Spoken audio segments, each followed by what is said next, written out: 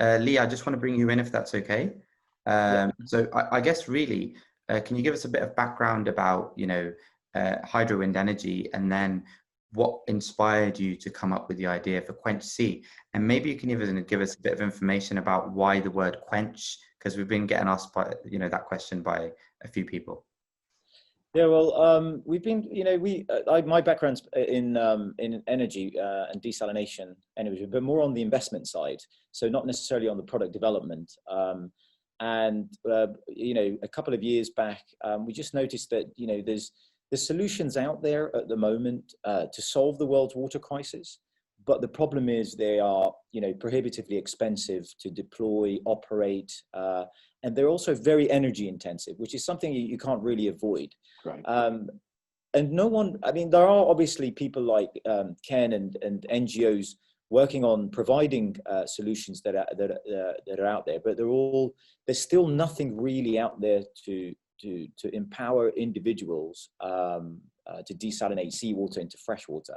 And this is something like over a year and a half ago, we were already working in large scale desalination, and we said, you know what, is it possible to develop something that's really small, compact, and what Ken was talking about, empowering individuals to desalinate their own water? Because if you do that, you're literally going to make a massive impact, and it has to be low cost. So we started the journey, and being, background, the background that most of us are either in product development, CTO, top engineer. We just said, let's see if we could do it, and spent a couple of months, iterations of the design, and we came out with QuenchSea. Now the name, we went through probably a good maybe 100 names before, it was whittled down to, there was kind of a unanimous decision that, we had a poll between the team and everyone went for Quench. It sounded quite cool. It's probably a little bit more, because you've got to check, it depends on the languages as well. If you're using it in India, you wouldn't turn up into profanity, but so far it seemed okay, and it wasn't. No one was using it, and it seemed to be, immediately if you hear QuenchSea, you know that it's something to do with seawater or the ocean, and then you can probably figure it out. If we tell you it's a small desalination device.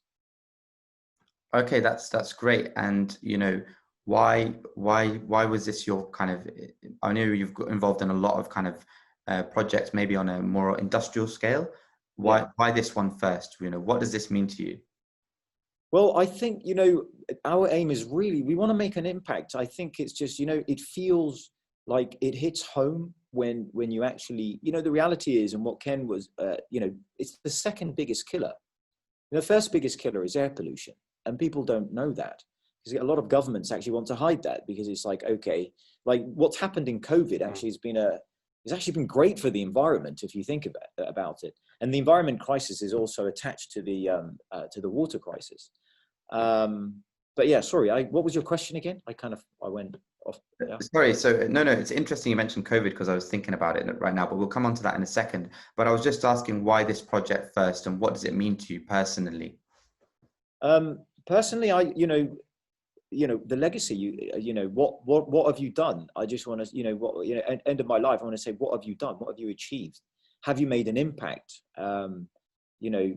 And I think that really defines who you are. What have you done at the end of the day? Have you, I mean, I know that, and I feel like, what we've been working on has been a journey, and it's attracted the right people.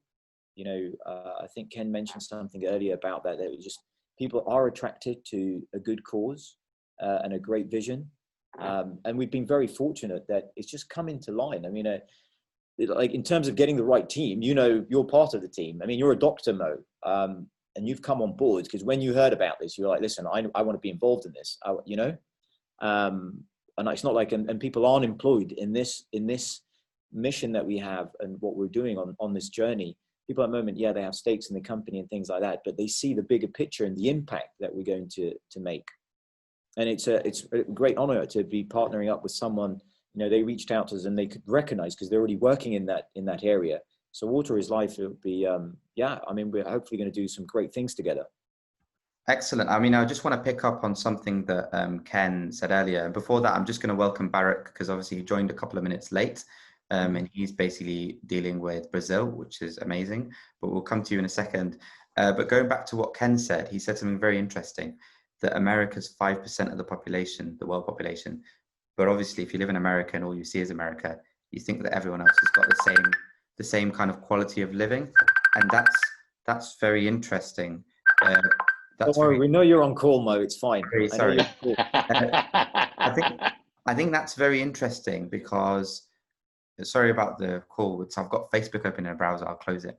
But yeah, so what's interesting about what Ken said is we might be living a nice or good quality of living somewhere in the world, but actually that might be to the detriment of someone somewhere else, because my iPhone or my Mac or whatever I have, where did the resources come from and how's that impacted on other people? But I think people are starting to think on that level just now.